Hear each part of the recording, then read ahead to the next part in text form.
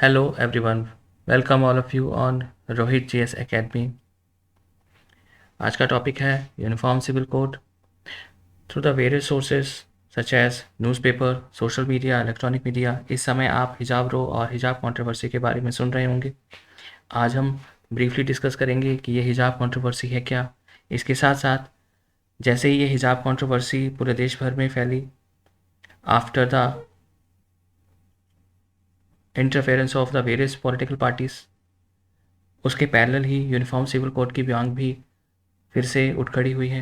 ये uniform civil code की मांग का रीज़न क्या है, इसका क्या बेस है, ये भी हम समझेंगे। साथ में और भी कंटेम्प्रेरी इश्यूज भी हम समझेंगे। इसके साथ साथ यूनिफॉर्म सिविल कोड को लेके कौन कौन सी कॉन्स्टिट्यूशनल इश्यूज हैं जो कॉन्ट्राडिक्ट करते हैं, साथ में इसका हिस्टोरिकल डेवलपमेंट क्या है, कौन से हिस्टोरिक कोर्ट केसेस हुए हैं रिगार्डिंग यूनिफॉर्म सिविल कोड, और वेरियस कस्टमरी लॉज क्या है। This topic is very important for the GS2 papers, those who are preparing for the civil services such as UPSC, UPPSC and other state PCS exams। आज हम इस topic के साथ साथ बहुत से प्रीलिम्स फैक्ट को भी कवर करेंगे और स्टैटिक्स पोर्शन को भी कॉम्प्रहेंसिवली कवरेज करने वाले हैं। सबसे पहले हम बात करेंगे कुछ कंटेम्प्रेरी इश्यूज़ के बारे में। अभी पिछले कुछ महीनों से या कुछ समय से कह सकते हैं कि कर्नाटका के जो बहुत से ज़िले हैं, वहाँ के जो स्कूल और कॉलेजेस हैं, वहाँ के जो इस्लामिक रिलीजन को फॉलो करने वाले जो स्टूडेंट हैं, स्पेशली छात्राएं, उन्हें यूनिफॉर्म कोड के नाम पर वहाँ स्कूल और कॉलेज के प्रशासन ने, मैनेजमेंट ने बैन कर दिया हिजाब को।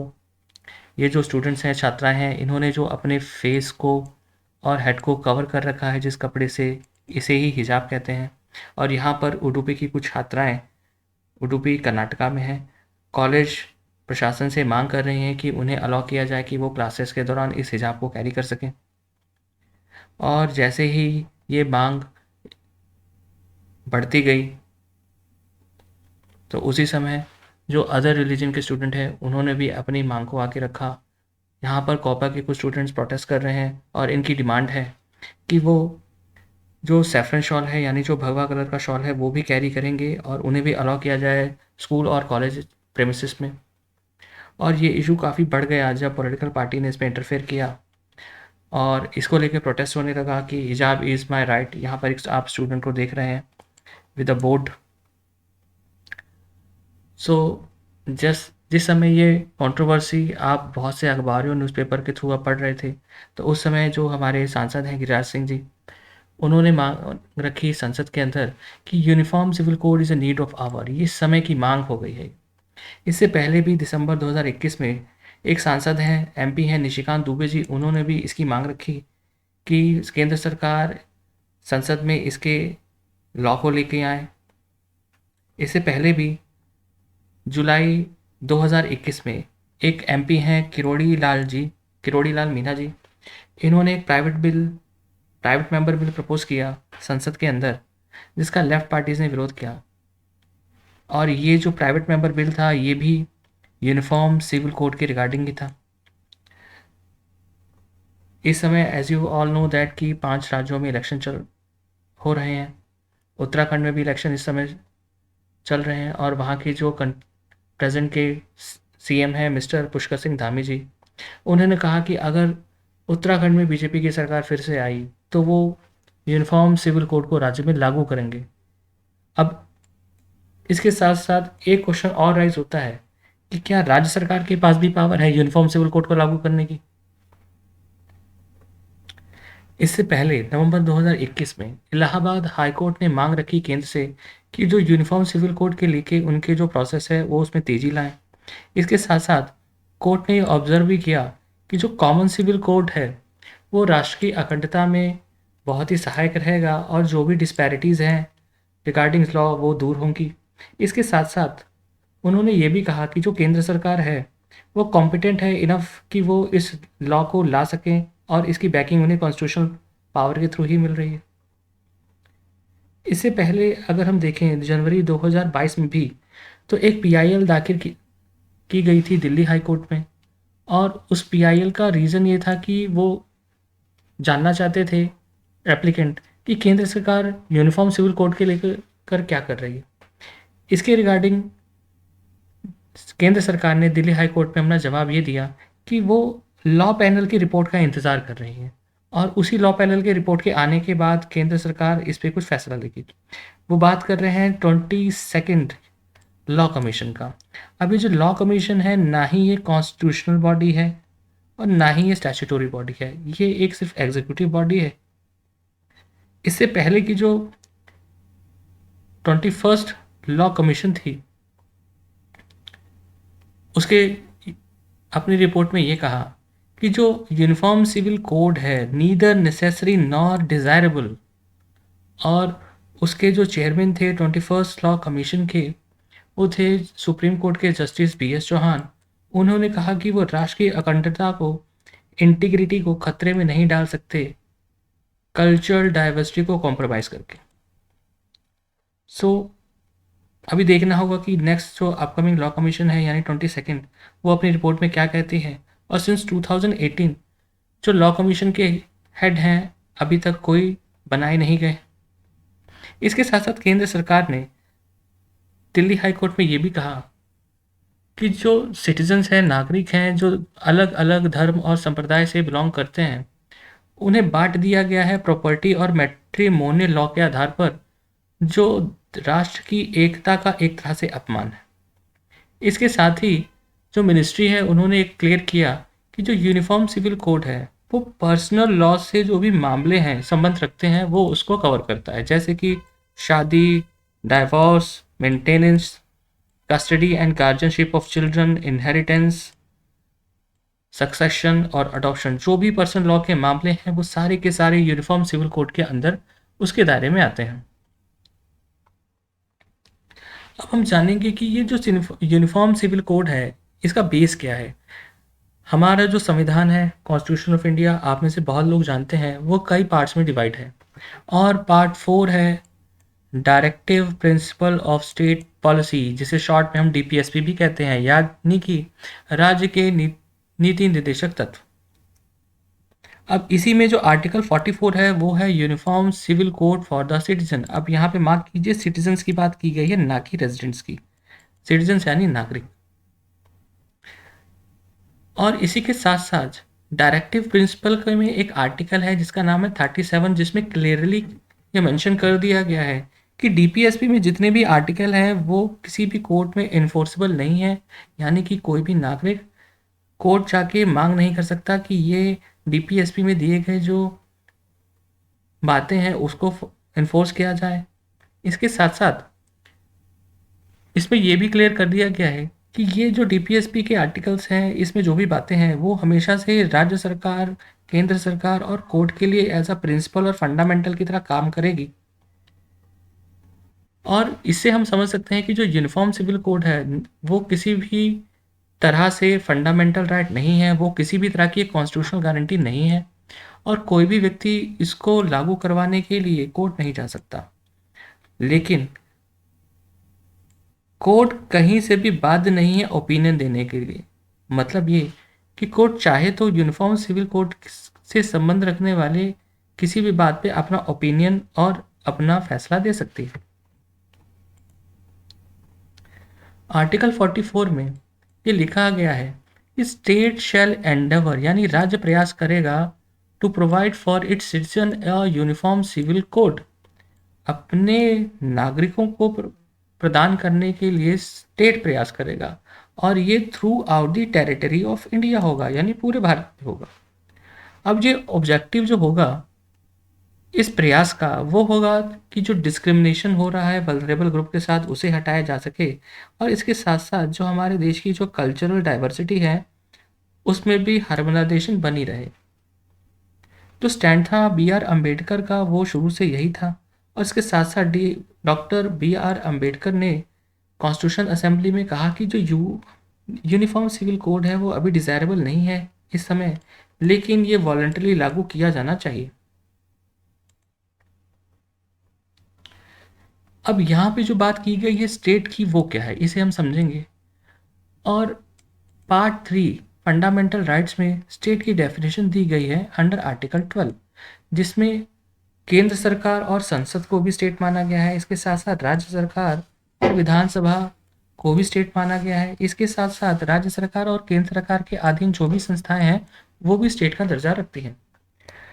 अब इसके साथ साथ हमें ये भी समझना होगा कि जो शेड्यूल 7 है उसमें 3 तरह की सूचियां दी गई हैं, यूनियन लिस्ट, स्टेट लिस्ट और कॉन्करेंट लिस्ट। अब जो कॉन्करेंट लिस्ट होती है उस सूची में दिए गए जितने भी पॉइंट्स हैं उस पर केंद्र सरकार भी कानून बना सकती है और राज्य सरकार भी अपना आप कानून बना सकती है।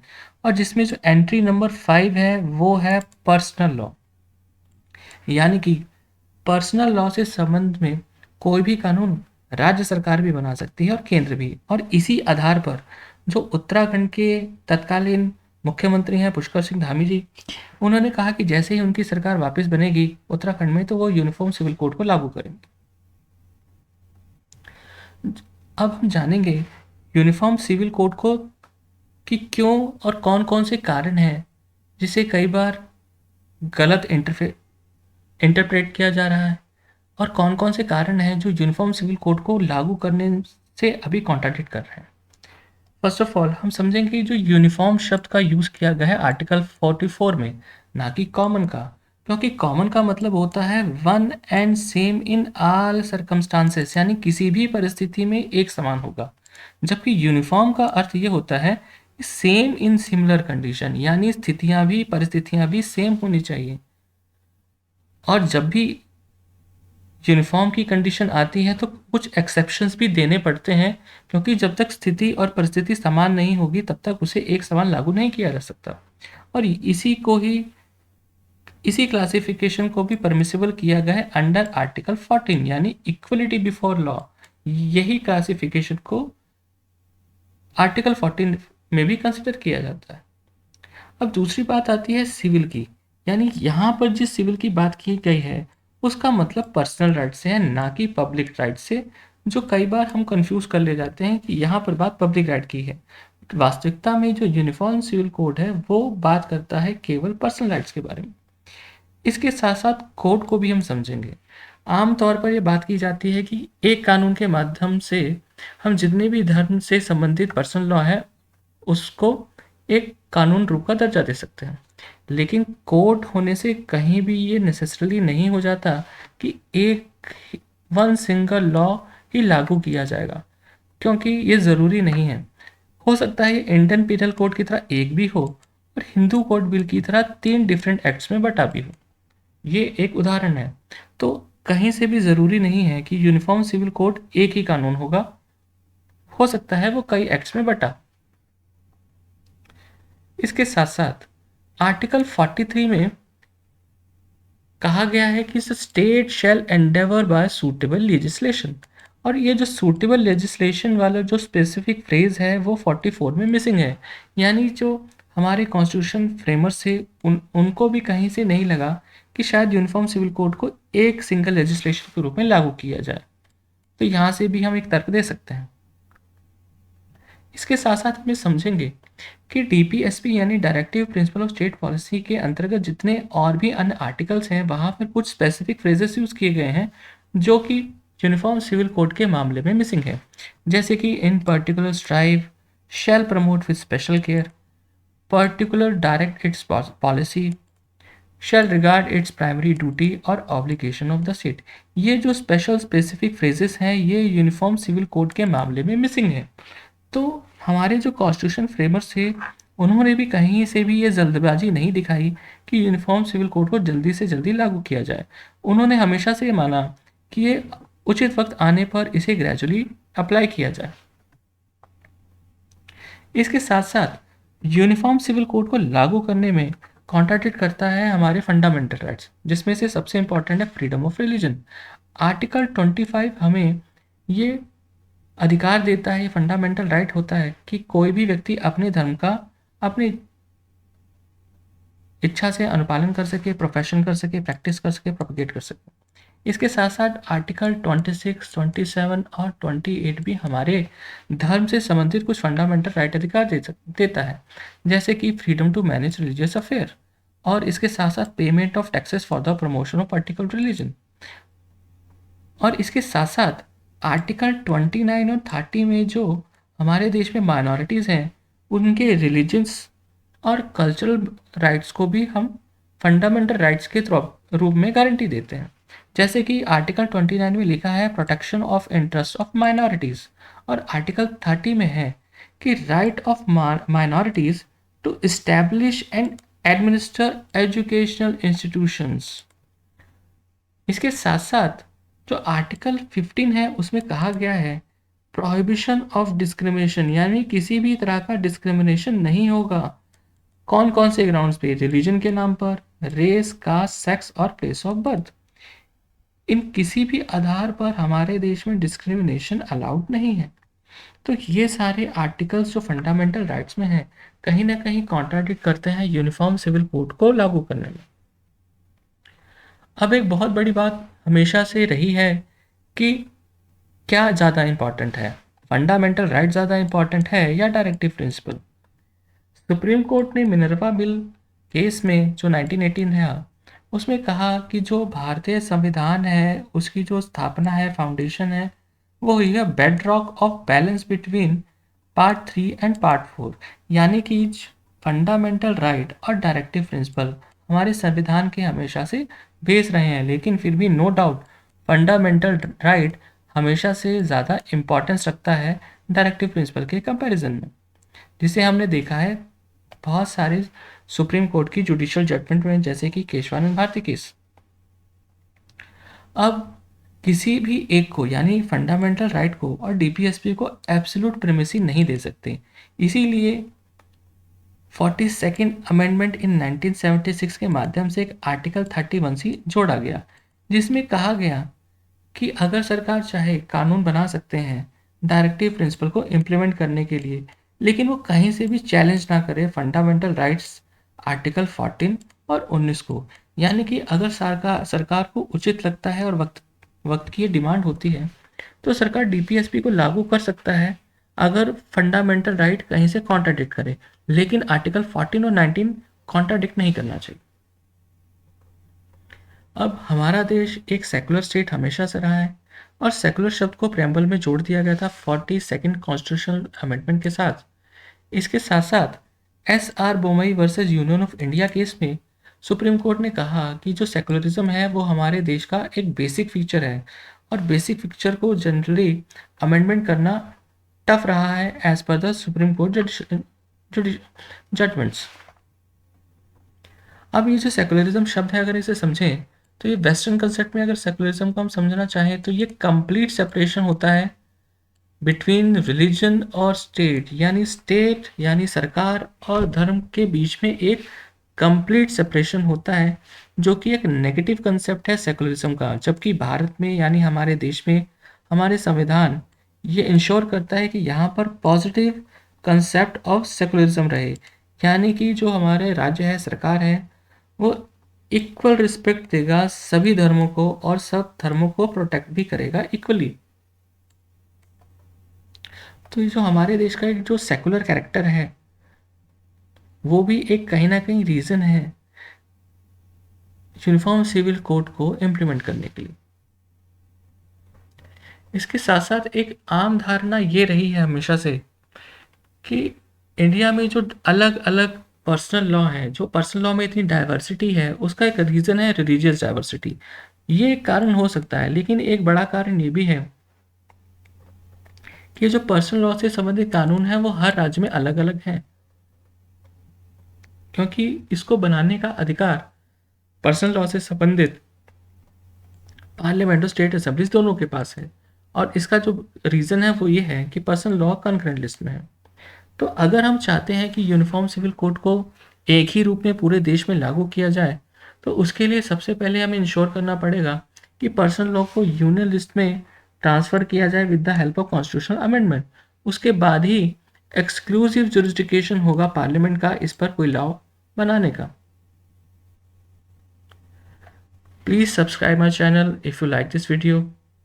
अगले पार्ट यानी पार्ट 2 में हम यूनिफॉर्म सिविल कोड के जो हिस्टोरिकल डेवलपमेंट है, कोर्ट केसेस हैं और जो और कस्टमरी लॉज हैं उसको कवर करेंगे।